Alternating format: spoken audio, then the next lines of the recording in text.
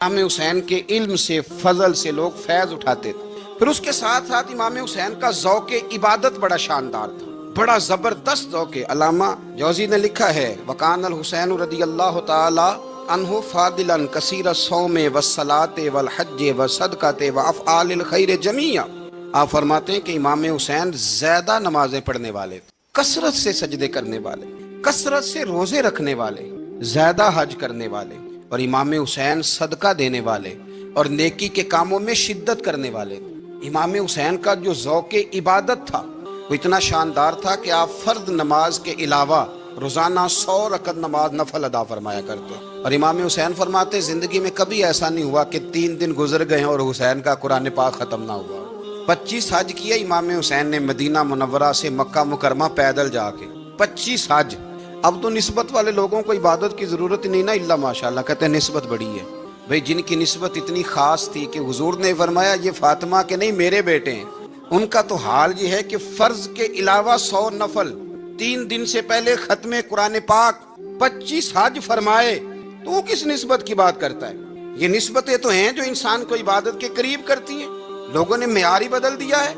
हजरत सैयदना इमाम हुसैन की शहादत के बाद हजरत अब्दुल्लाह इब्न ज़ुबैर रदियल्लाहु ताला अन्हु ने कातिलाने हुसैन से खिताब किया और फरमाने लगे अल्लाह की कसम तुमने उस शख्स को शहीद किया है जो रातों को लंबे लंबे क़याम करता था, और तुमने उस शख्स को शहीद किया है जिससे मैं दिन में जब भी मिलता था तो वो रोजे से होता था। तुमने उस शख्स को शहीद किया जो कायमुल लैल था, साइमुद दहर था, उस शख्स को तुमने शहीद किया। आपको पता है कि मैदान करबला में जब 9 मुहर्रम को इब्ने साद ने इमाम हुसैन से कहा कि जंग करो, अगर यजीद की बैत नहीं करनी, तो इमाम हुसैन ने फरमाया 1 रात की मोहलत दे दो, 1 रात की मोहलत दे दो।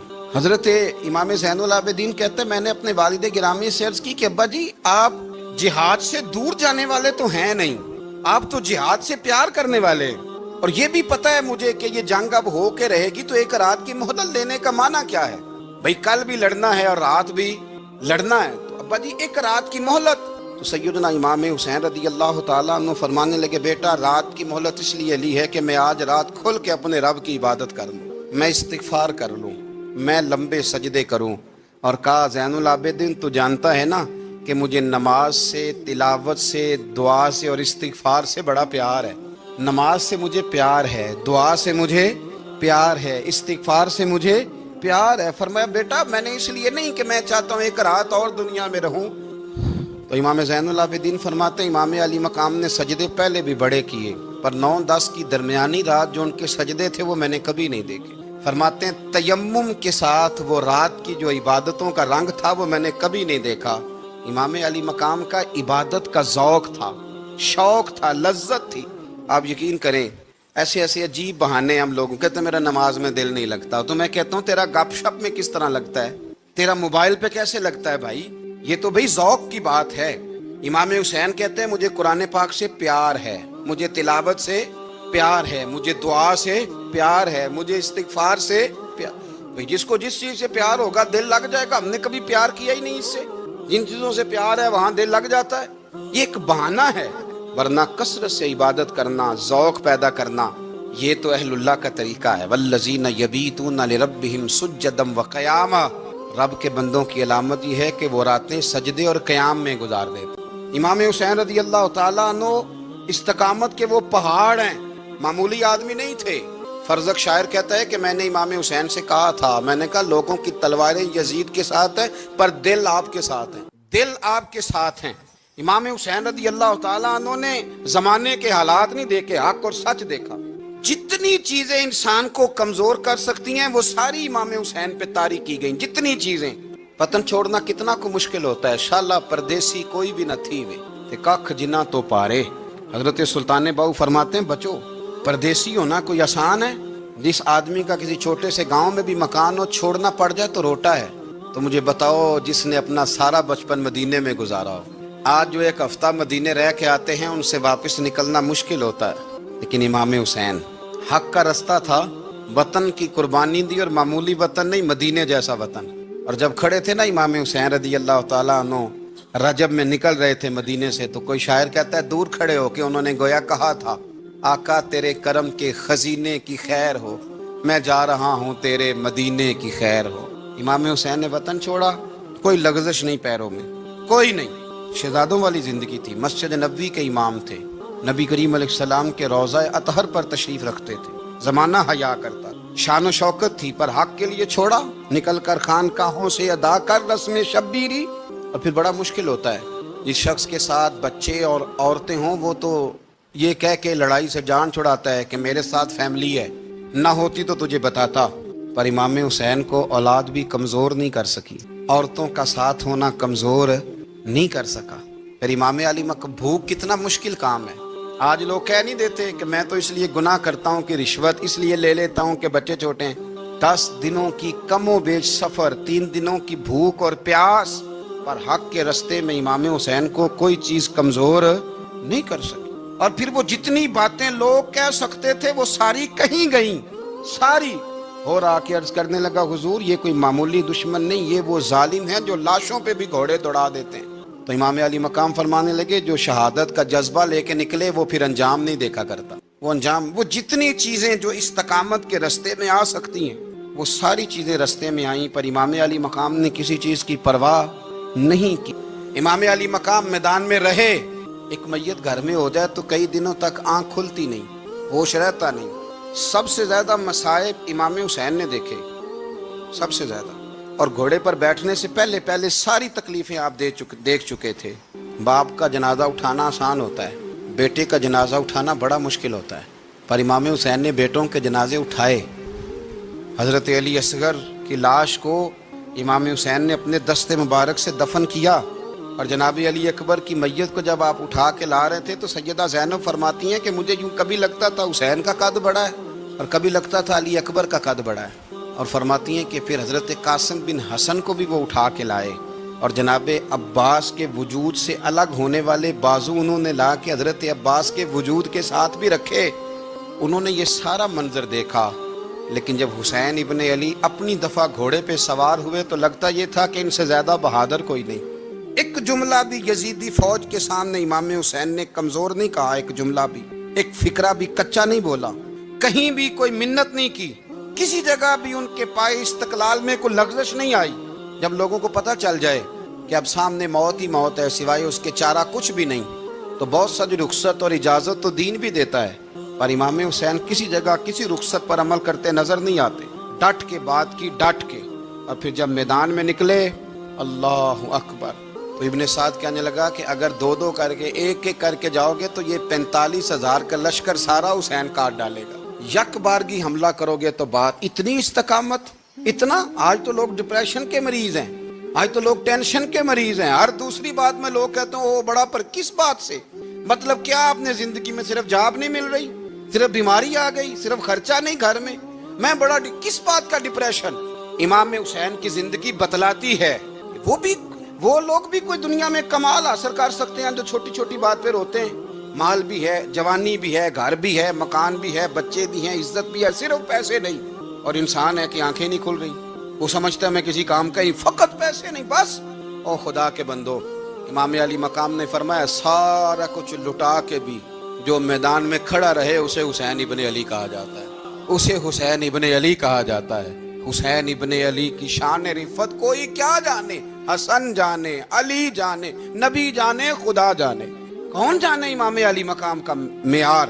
تو امام حسین رضی اللہ تعالیٰ عنہ کی زندگی ہمیں بتاتی ہے کہ ذوق والی عبادت کرو۔ امام حسین کی زندگی ہمیں بتاتی ہے کہ جب تم سخاوت کرو تو پھر اپنی حیثیت سے بڑھ کر کرو، اور امام حسین کی زندگی ہمیں بتاتی ہے کہ دل میں کسی کے لیے کوئی بات نہ رکھو، صلح کرنے میں پہل کرو، محبتیں کرنے میں آگے بڑھو۔ اور امام حسین کی زندگی ہمیں بتلاتی ہے کہ جب دنیا میں تم نے کچھ کرنا ہے تو پھر ڈٹنا بھی سیکھو، پھر کھڑے ہونا بھی سیکھو، یہ نہ دیکھو کہ حالات۔ امام حسین نے ایک دن بھی حکومت نہیں کی، یزید نے 4.5 سال کی، لیکن قیامت تک دلوں پہ حکومت امام حسین کی رہے گی، امام حسین کی رہے گی، اس لیے کہ ان میں استقامت تھی۔ امام حسین کے ساتھ اس وقت 72 لوگ تھے، لیکن آج کائنات کا ذرہ ذرہ امام حسین کے ساتھ ہے۔ ظالم جس وقت ظلم کرتا ہے نا، اس وقت وہ یہ سمجھ بیٹھتا ہے کہ میں ہمیشہ اسی طاقت میں رہوں گا۔ ظالم جب ظلم کرتا ہے تو وہ سمجھتا ہے کہ شاید यही कुव्वत, यही ताकत, यही जवानी, यही इक़्तिदार ये कायम रहेगा, लेकिन कभी जुल्म का राज कायम रह सका नहीं, रहता ही नहीं। यजीद ने जुल्म की हद कर दी, जब तख्त हुकूमत में बैठा तो जुल्म की हद कर दी, हद कर दी उसने समझा था कि शायद ये इक़्तिदार मेरे पास रहेगा, शायद ये तख्त जो मैंने सजाया है इस पे सजा रहूंगा, बना रहूंगा, कायम रहूंगा। उसे समझ नहीं ना आई कि हुकूमतें जुल्म से नहीं अदल से कायम रहती हैं। मेरे उमर फारूक रज़ी अल्लाह ताला अन्हु की हुकूमत अदल से कायम थी तो 12 साल कायम रही,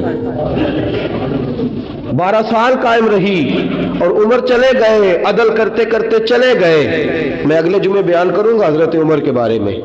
जनाब उमर चले गए, अदल करते करते दुनिया से रुखसत हो गए, लेकिन मदीने की गली से भी जाके पूछोगे तो उमर के अदल की गवाही देगी। मदीने की गली और मिट्टी भी कहेगी कि उमर आदिल था। यजीद ने जुल्म किया ना, पूरे 4-4.5 साल रहा, लेकिन उसका ख्याल था कि मैं जमा रहूंगा, बना रहूंगा, रह सका नहीं रह सका, क्योंकि अल्लाह गाफिल है, अल्लाह को पता है। और एक और बात भी, एक और जुमला भी कहने लगा हूं, उसे भी याद रखिएगा, जालिमों को मददगार भी मिल जाते हैं, जालिमों को मददगार भी मिल जाते हैं, बल्कि जालिमों के मददगार ज्यादा होते हैं। बदी जल्दी फैलती है, गुनाह जल्दी फैलता है, जालिमों के मददगार ज्यादा होते हैं। यजीद को मददगार मिले, इब्ने साद मिला, इब्ने ज़ियाद मिला, शिमर मिला, खौली बिन यजीद मिला, बड़े उसे मददगार मिले जो कहते थे कि बिल्कुल कोई खतरा ही नहीं है, दुनिया तो तरसती है तेरी दीद को, और सब खैर है, हर जगह अमन ही अमन है। यजीद जब जुल्म कर रहा था तो समझता था मुझे कोई नहीं पूछेगा, कोई मेरे करीब नहीं आएगा, लेकिन यारो उस तक दुनिया का कोई बंदा तो नहीं पहुंच सका, लेकिन अल्लाह का कहर तो पहुंच गया ना, अल्लाह के इंसाफ का हाथ तो पहुंच गया ना, रब तो है ना देखने वाला। अबैदुल्लाह इब्ने ज़ियाद के दरबार में जब सैयदना इमाम हुसैन का कटा हुआ सर पहुंचा ना, उसने एक छड़ी पकड़ी और छड़ी पकड़ के ना तो इमाम हुसैन के लबों पे मारने लगा, कहने लगा तुझे कहा था ना बात मान जा, कटा हुआ सर तश्त में रखा है, तुझे कहा था ना बात मान जा। रावी कहता हूं उबैदुल्लाह इब्ने ज़ियाद ने छड़ी मारी और उसने बेदबी की, कहने लगा तू था ही इस किस्म का, तेरा यही हाल होना चाहिए था माज़अल्लाह। हजरते बुरेदा असलमी हुजूर के सहाबी दरबार में मौजूद थे, फरमाया इब्ने ज़ियाद तू बुरा है, तेरा बाप बुरा है, छड़ी पीछे कर। कई बार मैंने इन लबों को मुस्तफा को बोसे देखे हुए देखा है, पीछे कर, पीछे कर, हटा ले। रावी कहते हैं कि 1, 2, 3, 4, 5, 6 साल गुजर गए, वही कूफे का दरबार, वही महल, वही तख्त और वही तश्त जिसमें इमाम हुसैन का सर रख के लाया गया था। 6 साल के बाद मुख्तार सकफी हुक्मरान बन गया। मुख्तार सकफी ने कहा कि मैं चुन चुन के मारूंगा वो बंदे जिन्होंने इमाम हुसैन को कत्ल किया था। 1 नहीं, 2 नहीं, 4 नहीं, 6000 बंदा मारा उसने चुन चुन के।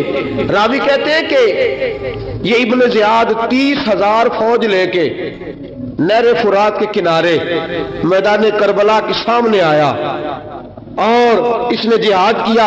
मुख्तार सकफी ने इब्राहिम बिन मालिक को भेजा, फरमाया जाओ कत्ल करके लाओ। लड़ाई शुरू हो गई, यकम मुहर्रम को हुई तो फिर बंद हो गई, फिर 5 को शुरू हो गई। پھر 7 کو شروع ہو گئی، 10 محرم کا دن آ گیا، 6 سال کے بعد وہی ظہر کا وقت آ گیا، وہی عبید اللہ ابن زیاد جس نے امام حسین رضی اللہ تعالیٰ عنہ کو قتل کروایا تھا، وہ گرا ہوا ہے اور زمین پہ گرا ہے، اس کی گردن پہ ابراہیم بن مالک نے پیر رکھا اور اس کی گردن کو کاٹ کے تشت میں رکھا، اور تشت میں رکھ کے جب اس نے کوفہ بھیجا، وہی تخت جس پہ عبید اللہ ابن زیاد نے بیٹھ کے امام حسین کے مبارک لبوں پہ چھڑی ماری تھی، اسی تشت پہ رکھ کے جب اسی عبید اللہ ابن زیاد کا سر سامنے رکھا تو کوفے کے اس دارالخلافہ کے ایک کونے سے ایک بابا بولا اور بول کے کہنے لگا، لوگوں گواہ رہنا میرا رب بڑا عادل ہے، گواہ رہنا اللہ بڑا عادل ہے۔ چیختا ہے، کونے سے پکارتا، کہتا لوگوں عدل ہو گیا، انصاف ہو گیا، عدل ہو گیا، انصاف، دیکھو دیکھو۔ جب حسین کا سار آیا تھا، ابن زیاد نے گستاخی کی تھی تو کونے سے آوازیں نکلنے لگی تھی کہ زیاد برا ہے، حسین اچھا ہے۔ آج ابن زیاد کا سار آیا ہے، آواز پھر کونے سے نکلی ہے، لیکن آواز کیا گونج رہی ہے؟ آواز پھر وہی گونج رہی ہے، زیاد ابن زیاد برا تھا، حسین کو اللہ نے بڑی عزت عطا فرما رکھی۔ مکافات عمل، مکافات عمل، اللہ غافل نہیں ظالم جو کام کرتے، اللہ غافل نہیں۔ 6 سال کے بعد وہی دن، وہی وقت، وہی گھڑی، وہی لمحہ، وہی سارا نظام، وہی دربار، انسان ڈرتا نہیں، انسان باز آتا، عبرت پکڑتا۔ ابن زیاد اس وقت کہتا تھا کہ میں جاؤں حسین کے پاس، یہ میں جو ہوتی ہے یہ مروا دیتی ہے۔ شیطان نے کہا تھا انا خیر منہم، میں بہتر ہوں، بس ختم ہو گیا، ختم ہو گیا۔ ابن زیاد قتل ہوا، وہی تاریخ، وہی زمانہ، اللہ کریم نے اس کو ذلت کی موت دی، مرا، اور 30,000 فوج لے کے نکلا تھا، پھر بھی بچ سکا نہیں۔ یہ ابن زیاد کا حال ہوا۔ ابن سعد صحابی کا بیٹا تھا، نبی پاک علیہ السلام کے پیارے صحابی کا بیٹا تھا، جناب سعد بن ابی وقاص کی اولاد تھی۔ لیکن یاد رکھنا، اگر ایک صحابی کا بیٹا یزید بن سکتا ہے تو دوسرے کا ابن سعد بھی بن سکتا ہے۔ اور صرف یوں ہی توجہ نہ کیا کرو، ابو جہل کا بیٹا بھی تو صحابی رسول بن گیا تھا نا۔ یخرج الحی من المیت ویخرج المیت من الحی، رب فرماتے ہیں میں زندوں سے مردے اور مردوں سے زندے نکال دیا کرتا ہوں۔ میں کبھی کبھی کعبے کے اندر بت بھی رکھوا دیتا ہوں، گھر میرا اور میرے ہی شریک اس گھر کے اندر راج کرتے رہتے ہیں، میری بے نیازی ہے، کچھ کا کچھ کر دیتا ہوں۔ ابن سعد مختار حکمران بنا تو مختار ثقفی نے ابن سعد کے بیٹے حفص کو بلایا، اور مزے کی بات یہ ہے کہ مختار جو بعد میں حکمران بنا نا، بڑی یاری تھی اس کی ابن سعد کے ساتھ۔ جتنے قاتلان امام حسین تھے وہ کوفہ چھوڑ کے بھاگ گئے، دوڑ گئے۔ اور ایک بات یاد رکھنا، ظالم بزدل ہوتا ہے، ظالم بزدل ہوتا ہے، اس کے اندر وہ اطمینان نہیں ہوتا، تو ڈر لگتا۔ بھاگ گئے سارے کوفہ چھوڑ کے، لیکن ابن سعد نے کہا مختار میرا یار ہے، مجھے کچھ نہیں کہے گا۔ اس کے گھر والوں نے سمجھایا کہ تو دوڑ جا، تیرا تو ظلم بھی بہت زیادہ ہے، دوڑ جا تو۔ اس نے کہا نہیں میرا یار ہے، مجھے کچھ نہیں کہے گا۔ اس نے کہا تو نبی پاک کے نواسوں کا نہیں بنا تو تیرا یار تیرا بنے گا، تو رسول پاک علیہ السلام کے خاندان کا نہیں بنا، ان کا تو نے احترام نہیں کیا، یاری کا۔ اس نے کہا نہیں مجھے کچھ نہیں کہنے والا، تم چھوڑو اس بات کو۔ حفص کو پیغام بھیجا، بیٹا آیا۔ مختار نے کہا تیرا باپ کدھر ہے؟ انہوں نے کہا جی ابا جی اب باہر نہیں نکلتے، بس گھر کے کونے میں بیٹھ کے اللہ اللہ کرتے ہیں۔ اس نے کہا اچھا کیا کرتے ہیں؟ کہا جی گوشہ نشین ہو گئے۔ اس نے کہا اب تیرا باپ گوشہ نشین ہوا ہے؟ اب گوشہ نشین ہوا ہے، بھیڑیے سے لومڑی نے کہا کہ جاؤ شکار کر لو، تو بھیڑیا کہنے لگا، بوڑھا ہو گیا تھا نا، بھیڑیا کہنے لگا نہیں میں نیک ہو گیا ہوں، میں نے شکار کرنا چھوڑ دیا ہے، میں کسی جانور کو تنگ نہیں کرتا۔ تو لومڑی کہنے لگی نہیں بادشاہ سچی بات کر، اب تجھ سے دوڑا ہی نہیں جاتا، اب شکار پکڑا جاتا، اب تجھ سے دوڑا نہیں جاتا، پکڑ، اب تیرے اندر آج بھی طاقت آئے تو تو کم کرے نہ، تو اب بھی چھوڑنے والا، اب تجھ سے دوڑا نہیں جاتا۔ ملا رومی فرماتے ہیں بوڑھا ہو کے تو بھیڑیا بھی نیک ہو جاتا ہے۔ کہا کہ جاؤ، تمہیں بلا رہا ہے، کہا نہیں جی میرے ابا جی نا آپ اندر رہ کے اللہ اللہ کرتے، اس نے کہا اسے اللہ اللہ یاد آئی ہے، اب اللہ اللہ یاد آئیے، کچھ گناہ ایسے ہیں جو رب معاف نہیں کرے گا۔ فرمایا وہ جتنی مرضی نمازیں پڑھے، جتنے مرضی روزے رکھے، جتنی مرضی نفل پڑھے، سارا کچھ کر لے، لیکن اللہ کبھی حسین کے گستاخ کو معاف نہیں کرے گا، کبھی نہیں معاف کرے گا، اس لیے کہ جو حسین کا بے ادب ہے وہ دراصل رسول پاک کا بے ادب ہے، اللہ اسے معاف کرے گا؟ ظالم نے اس نے ظلم کیا، ابھی 6 سال ہی تو گزرے تھے، 6 سال ہوئے صرف۔ ابن سعد بھیجا بیٹے کو، کہا جا اب اپنے باپ کو جا کے کیا تجھے مختار بلاتا ہے، بات سنے آ کے۔ ڈر گیا، میں نے کہا ظالم بزدل ہوتا ہے، کہنے لگا اس سے جا کے کہو میں نہیں آ سکتا، بیمار ہوں۔ اس نے کہا چلو وہ نہیں آ سکتا تو ہم تو جا سکتے ہیں نا، ہم تو جائیں گے نا۔ ابن سعد نے بھیجے 10-12 بندے، فرمایا جاؤ زندہ نہ لے کے آنا میرے پاس، میرے پاس زندہ نہ لے کے آنا۔ گئے، بیٹے کو حفص کو گرفتار کر کے کھڑا کر دیا، اور جناب یہ جو ابن سعد تھا اس کو بھیجا، کہا جب تم اس تک پہنچو نا تو جا کے گردن مارنا اس کی، اور مجھے اس کی وجود نہیں دیکھنا، صرف کٹا ہوا سر دیکھنا ہے۔ گئے، جا کے اس کو پکارا، کہا مختار نے بھیجا ہے مارنے کے لیے۔ کہنے لگے مختار مجھے نہیں مار سکتا، میرا یار ہے۔ ابن سعد کہتا ہے مختار مجھے مار سکتا، میرا یار ہے۔ ان فوجیوں میں سے ایک فوجی کہنے لگا اگر تو محمد کے نواسے کو مار سکتا ہے تو تجھے بھی تیرا یار مار سکتا ہے صلی اللہ علیہ، اگر تو رسول پاک صلی اللہ تعالی علیہ وسلم کے نواسے کو قتل کر سکتا ہے، تو نے نبی کا حیا نہیں کیا، وہ یاری کا حیا کیوں کرے؟ تو نے ظلم کیا ہے، اب دیکھ تیرا حال کیا ہوتا ہے۔ گرفتار کر لیا، منتیں کرتا رہا۔ تاریخ ابن سعد کو بتا رہی تھی کہ ابن سعد تو ہاتھ باندھتا ہے، پاؤں پکڑتا ہے، ذرا یاد کر میدان کربلا، میدان کربلا تجھے اپنی باری آئی ہے تو تو ہاتھ باندھتا ہے، میدان کربلا یاد کر۔ حسین نے بھائی کی بھی لاش اٹھائی تھی، حسین نے جوان بیٹے کی میت بھی اٹھائی تھی، 6 مہینے کا علی اصغر بھی اس کی گود میں دم توڑ گیا تھا، اس کی بیٹیاں پیچھے تھی، بہن پیچھے تھی، بھانجیاں پیچھے تھی، بھتیجیاں پیچھے تھی، لیکن حسین نے ایک بار بھی ہاتھ نہیں باندھے۔ یہ کون ہے اٹا ہوا، غبار سے پھٹا ہوا، ہزاروں کوفیوں کے درمیان وہ اکیلا ہی ڈٹا ہوا، یہ بال یقین حسین ہے، نبی کا نور عین ہے۔ فرمایا یہ وہ میدان کربلا بھی یاد کرنا، تو ظالم تھا نا، معافیاں مانگ رہا ہے۔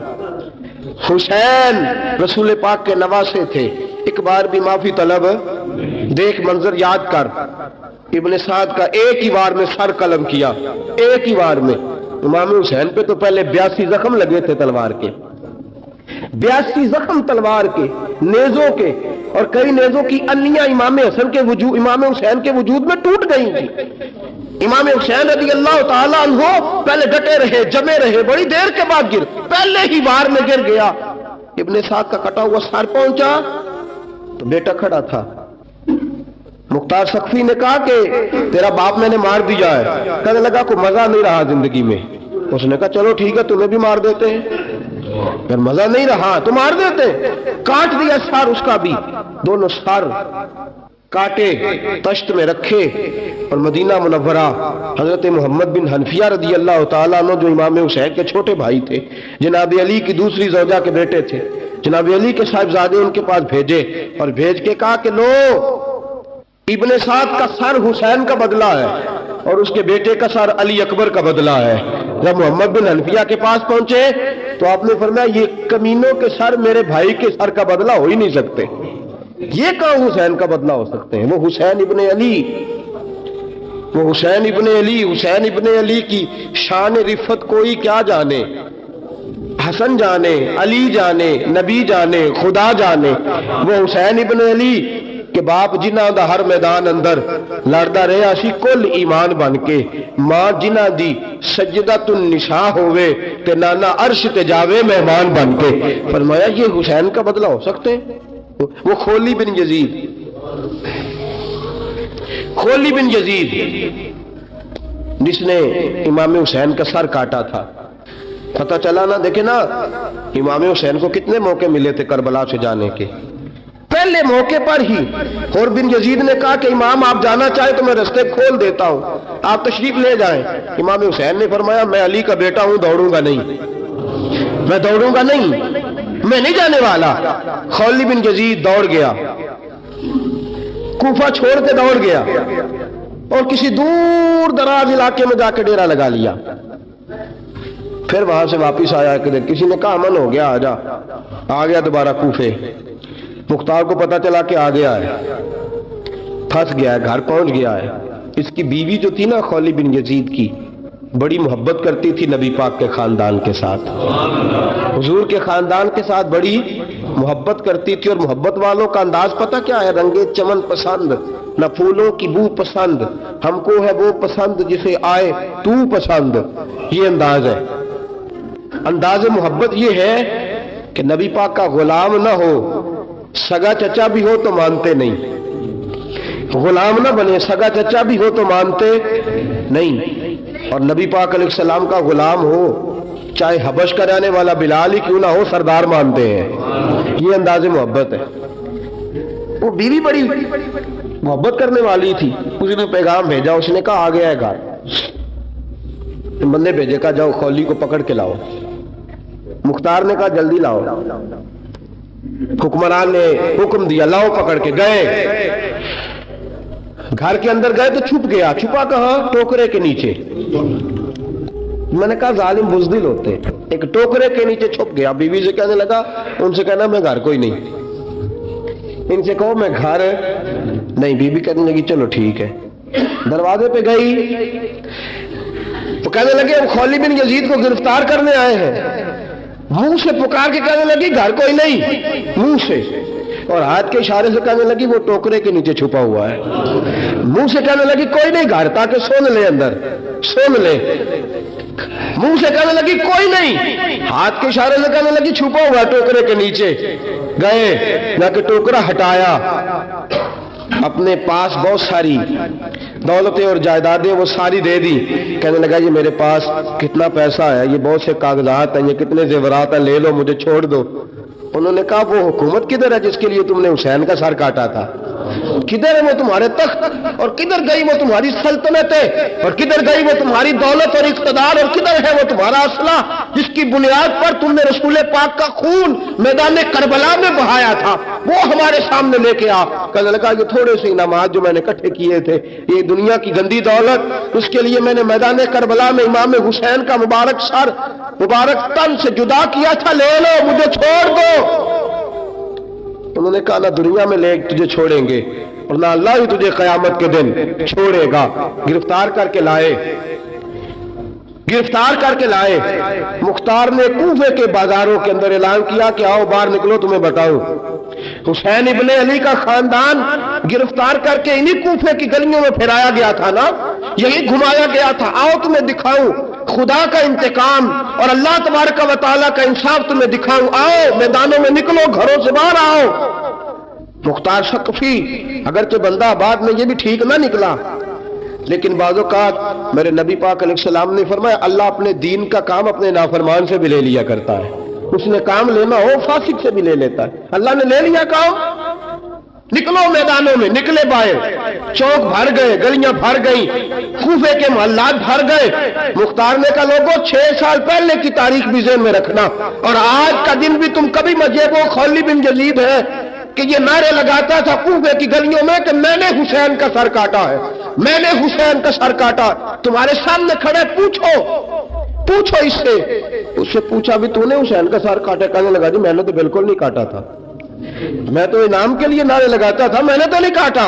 اس نے کہا چلو ابھی کرتے ہیں تیرا بندوبست۔ زخم لگائے تلوار کے ساتھ، اس کے وجود پر زخم لگائے، اور جب نڈھال ہو گیا، خون بہ گیا، زمین پہ گر گیا، تو مختار نے کہا اس کے وجود کو آگ لگا دو، زندہ کو جلا دو۔ جب وہ جل رہا تھا، راکھ اڑ رہی تھی، لوگ کہہ رہے تھے کہ دیکھو یاد رکھنا اللہ نے رسی ڈھیلی کر دی تھی، اب رب نے رسی کھینچی ہے، تو دیکھو خدا سے بڑا کسی کا انصاف نہیں ہے۔ کس انداز میں امام حسین کے قاتل کو شمر ذیل جوشن، میں نے کہا تھا 10 محرم کے دن جب مختار کے لوگ اس کے پیچھے بھاگے تو مدینہ منورہ تک گیا، حضرت امام زین العابدین سے بھی ملا، انہوں نے پانی بھی پلایا، کہنے لگا امام صاحب لگتا ہے آپ نے مجھے پہچانا نہیں۔ فرمایا میرا سارا گھر اجاڑ دیا، میں تجھے بھول سکتا ہوں؟ کہا پھر پانی کیوں پلایا ہے؟ فرمایا بند کرنا تمہارا کام ہے اور دشمنوں کو پلا دینا یہ ہمارے خاندان کا رواج ہے۔ فرمایا میرا سارا گھر اجاڑ دیا، تجھے کبھی بھول سکتا ہوں؟ بھول ہی نہیں سکتا، لیکن چونکہ ہمارے گھر کا کوئی مزاج ہی تھوڑا منفرد ہے، ہمارا کوئی انداز ہی تھوڑا مختلف ہے۔ شمر دوڑتا امام زین العابدین سے کہنے لگا پناہ، مجھے پناہ ملے گی؟ آپ نے فرمایا جیسے اللہ پناہ نہ دے اسے بندہ بھی نہیں دے سکتا، تیرے پاس اب چارہ کوئی نہیں، اس لیے کہ اب تجھے دیکھے نا، یاد رکھنا ظالم دوڑتے ہیں نا، جب ظالم دوڑتے ہیں تو پناہ مانگتے پھرتے ہیں، جب ان کا توتی بولتا ہے تو کہتے ہیں ہم چما دیگرے نیست، ہمارے جیسا کوئی اور ہے ہی نہیں، اور جب رسی کھینچتا ہے اللہ تو پھر بھاگے پھرتے ہیں گلیوں اور بازاروں میں، دوڑے پھرتے ہیں۔ اس لیے کہتے ہیں کہ ڈر کے رہنا چاہیے، ڈر کے۔ آج بھی ان کے ساری شمر کو کہا کہ تو اب تجھے کوئی پناہ دے نہیں سکتا، اس لیے کہ تو اللہ کی پکڑ میں آنے والا ہے۔ شمر دوڑتا دوڑتا ایک گاؤں میں جا کے چھپ گیا، وہاں کے لوگوں کو مارا پیٹا، کہا قبر کسی نے بتایا تو گردن اڑا دوں گا۔ رات کا سناٹا چھایا تو مختار سقفی کا گروہ پہنچ گیا، شمر کو گرفتار کر کے لایا۔ مختار سقفی نے کہا کہ اس کے نا ہاتھ اور پیر باندھو، یہ پانی بند کرتا تھا میرے امام کے بچوں پر، یہ پانی بند، اور نعرے لگاتا تھا، کھڑا ہو کے کہتا تھا کہ امام پانی جانوروں کو دوں گا، درندوں پرندوں چرندوں کو دوں گا، لیکن اگر علی اصغر مانگے گا تو پھر نہیں دوں گا، علی اکبر مانگے گا تو پھر نہیں دوں گا، عباس مانگیں گے تو پھر نہیں دوں گا، اگر زین العابدین مانگیں گے تو نہیں دوں گا، سکینہ شہربانو اور زینب کو پانی نہیں ملے گا، باقی ساری کائنات پیے گی، آپ کو نہیں ملے گا۔ یہ وہی شمر تھا، گرفتار کر کے لایا، 3 دن تک پیاسا رکھا اور زبان اتنی لمبی باہر نکل آئی، العطش العطش کی آوازیں بلند کرنے لگا۔ کہا جناب اس کا کرنا کیا؟ کہا اس کے ہاتھ باندھ دو، پیر باندھ دو، اور جو بھوکے کتے ہیں نا جن کو کئی دنوں سے میں نے بھوکا رکھا ہوا ہے، وہ کتے اس پر چھوڑو، اور جب کتے اس کا گوشت نوچے تو کوفے کے بازاروں میں اعلان کرنا کہ جو نبی پاک کی اہل بیت کا گستاخ ہو اسے اسرائیل بھی جان نکالنے نہیں آتے۔ کتے نوچتے ہیں، تڑپتا ہے لیکن جان نکلتی۔ کہا آؤ دیکھو آ کے یہ ہے میت کسی بے ادب کی، منہ دکھانے کے قابل نہیں ہے، ان کے دشمن پہ لعنت خدا کی، رحم پانے کے قابل نہیں ہے۔ فرمایا دیکھو جان بھی نہیں نکل رہی۔ فرمایا یہ وہ ہے جس کو 2 گز زمین بھی نہیں مل سکی، کتوں کے پیٹوں میں اسے جگہ ملی ہے، یہ وہ تھا۔ تو جناب امام حسین رضی اللہ تعالیٰ عنہ کے خاندان پہ پانی بند کرنے والا تھا۔ میرے عزیزو دیکھو، رب فرماتا ہے کہ میں کبھی کسی ظالم سے غافل۔ حضرت امام حسین تشریف لائے، بچوں سمیت آئے۔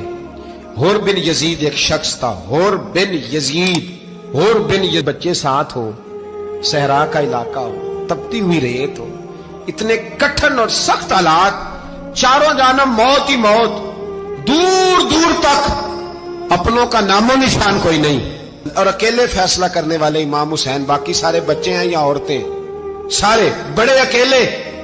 19 لوگوں کو ایک بار میں حضرت ایسے ہی تماشا بنا دیا ہے۔ مظلوم تھے وہ تو رو رہے تھے، ہر مقرر یہ کہہ رہا ہے کہ وہ تو بار بار کہ ابا پانی مل جائے، پانی آ جائے، ترس گئے۔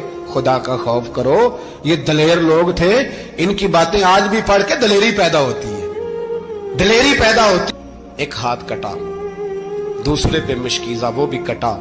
دیکھ لو میں پس منظر پہ ہوں ابھی تک، میں بتا رہا ہوں کہ جہاد کس کے خلاف تھا؟ ظالم حکمران کے خلاف، ظالم کافر کے خلاف نہیں، مشرک کے خلاف نہیں، حضرت امام حسین رضی اللہ تعالیٰ عنہ نے ہر جگہ ایک ہی بات کی کہ یزید شرابی ہے تو بچے کٹوا دوں گا، شرابی کو ووٹ۔ یہ ایک نہیں، ہر کتاب میں یہی لکھا، ہر کتاب میں، اور ہر مسلک کی کتاب۔ یزید چونکہ مجرے دیکھتا ہے، رنڈیوں کا ناچ دیکھتا ہے، بچے کٹوا دوں گا، اس کے ہاتھ میں ہاتھ۔ امام حسین نے فرمایا چونکہ اللہ کی حدوں کو توڑتا ہے، حقوق اللہ پامال کرتا ہے، حدود اللہ، بچے کٹوا دوں گا لیکن اس کے ہاتھ میں ہاتھ۔ سارا دن خود مجرا دیکھنا اور 10 محرم کو 2 دیگیں پکا کے حسینی بن جانا، سارا سال خود گند مند کرنا، شرابیوں کے ساتھ رہنا اور 10 محرم کو 2 آنسو بہا کے یاد رکھنا۔ میں ہمیشہ کہتا ہوں، پھر کہہ رہا ہوں، جس کے موبائل میں گندے گانے ہیں، گند دیکھتا ہے، شرابی کبابی کا سپورٹر ہے، ووٹر ہے، یا مجرے دیکھتا ہے آتا جاتا ہے، وہ یاد رکھے قیامت میں امام حسین کا ہاتھ ہوگا، اس کا گریبان ہوگا۔ ہم سے نہ رقم ہوں گے قصیدے یزید کے، ہم لوگ تو حسین کے سیرت نگار۔ حضرت ہم تو چاہتے ہیں امت اکٹھی ہو جائے، لیکن جو بندہ نبی پاک کی ماں کو دوزخی کہے، حضور کے باپ کو جہنمی کہے، یزید کو امیر المومنین کہے، اس کے ساتھ اتفاق رائے کر لیا جائے، یہ مذہب ہماری سمجھ میں نہیں آتا، بالکل نہیں آتا، قطعاً نہیں ہماری سمجھ میں آتا۔ کیسے اتحاد کر لیا جائے؟ یہاں تو میرے بھائی جو ہمارے ابا کا مخالف ہو، اس سے اتحاد نہیں ہوتا، اور جو نبی پاک کے والد کو دوزخی کہے اس سے اتحاد ہو جائے۔ کہتے ہیں جی وہ جی اتنی فرقہ واریت ہو گئی، ہم کس مسجد میں جائیں؟ 60 پارٹیاں پاکستان میں رجسٹرڈ ہیں جو الیکشن لڑتی ہیں، کبھی کسی بندے کو ٹینشن نہیں ہوئی کہ کس کے پاس جائیں کس کے پاس نہ جائیں، کبھی نہیں کو بولا کہ اب وہ بھی کھڑا ہو گیا، وہ بھی، کوئی ٹینشن نہیں۔ مذہب کی باری ٹینشن ہو جاتی ہے، اتنا بڑا مذہب ہوتا ہے بھائی، غلط بندے بھی آ ہی جاتے ہیں بیچ میں، تھوڑا پہچان کے چلنا پڑتا ہے صحیح کون ہے اور غلط۔ اور یہی تو ہمیں امام حسین نے بتایا ہے کہ مذہب کے اندر ہی تم نے شناخت کرنی ہے کہ بندہ ٹھیک کون ہے اور بندہ غلط۔ یہی تو کربلا ہے، یہی تو امام حسین نے بتایا، کفر اسلام نہیں، حق اور باطل۔ تو سمجھیے، درس یہ ہے، پیغام یہ ہے، پیغام یہ ہے، یاد رکھو موت تیزی سے آ رہی ہے، ہمارے ساتھ والے دائیں بائیں والے سب چلے گئے، اسی طرح نمبر لگے گا، ایک دن اعلان ہوگا۔ ضمیر کے قیدی بن کے زندگی نہ گزارو، بالکل نہ گزارو، یہ تھوڑی سی زندگی ہے، دنیا سجن المومن۔ حق بات کرو، حق پہ ڈٹنا سیکھو، دین سمجھو، خبردار رسول پاک صلی اللہ علیہ وسلم کے دین میں ظالم، جابر، فاسق، فاجر کی کوئی گنجائش قطر نہیں ہے۔ حضرت عمر جب نعرہ لگاتے نا تو کیسے ہو کس طرح کانپتے، سفیر آتے روم کے ملنے کے لیے تو کہتے جاؤ عمر نفل پڑھ رہے ہیں، ٹائم کوئی نہیں۔ ایک دن اندر میٹنگ ہو رہی تھی، حضرت عمر میٹنگ میں بیٹھے تھے، آپ کے بیٹے ملنے آئے عبداللہ ابن عمر، ابا جی اندر آ جاؤ، فرمایا دروازے پہ کھڑا ہو، میں ضروری بات کر رہا ہوں، اندر نہ آنا۔ جناب عبداللہ ابن عمر کہتے ہیں میں دروازے پہ کھڑا ہو گیا، تھوڑی دیر گزری تو امام حسین بھی آ گئے۔ ایک حدیث میں، ایک روایت میں امام حسن کا لفظ بھی ہے، امام حسین آئے، آ کے عبداللہ ابن عمر سے کہنے لگے عمر فاروق اندر ہے؟ تو کہا وہ اندر تو ہے۔ تو کہا آپ کیوں دروازے پہ کھڑے ہیں؟ کہنے لگے ابا جی نے کہا ہے یہاں انتظار کرو، میں کوئی ضروری بات کر رہا ہوں، لیکن شہزادے میرے لیے کہا ہے، میرے لیے، آپ جانا چاہیں تو چلے جائیں۔ امام حسین کہنے لگے امیر المومنین کوئی بات کر رہے ہوں گے، میں ظہر کے وقت مسجد میں مل لوں گا، ظہر کا ٹائم آئے گا نا تو میں مسجد میں مل لوں گا، یہ کہہ کے چلے گئے۔ حضرت عمر باہر آئے تو حضرت عبداللہ ابن عمر سے کہا کہ کوئی آیا تو نہیں؟ عرض کی حضور حسین ابن علی آئے، حسین ابن علی۔ تو کہا اندر کیوں نہیں بھیجا؟ کہا میں نے کہا تھا بے شک چلے جائیں، لیکن وہ کہہ رہے تھے کہ میں ظہر کے وقت مسجد میں مل لوں گا۔ تو سیدنا عمر فاروق فرمانے لگے عبداللہ تجھے تیری مار ہوئے، حسین کو کیوں واپس بھیجا؟ پھر عمر، دنیا داروں کے سامنے ڈٹنا، کھڑا ہونا عمر پہ ختم ہے، لیکن جو اندر کی بات ہے نا، روح کی، جو عقیدت کی بات ہے، جو وفا کا رشتہ ہے، اس کو کون سمجھے؟ یہ جو روح کی مجبوریاں ہیں، یہ جو وفا کی مجبوریاں ہیں، اسے لوگ کیا سمجھیں؟ انہیں کیا پتا کہ مرشد کے بیٹے کے پیر چومنے میں حسن کیا ہوتا ہے؟ انہیں کیا پتا کہ جب استاد کا بیٹا گھر میں آتا ہے تو دل کرتا ہے مکان بیچ کے اسے دے دیں، اس کے باپ کی نیکیاں بڑی ہیں۔ جناب عمر فاروق دوڑے گئے، امام حسین کے دروازے پہ دستک دی، امام حسین باہر رکھا، شہزادے یار ملنے آئے تھے بغیر ملے کیوں آ گئے؟ عرض کی کہ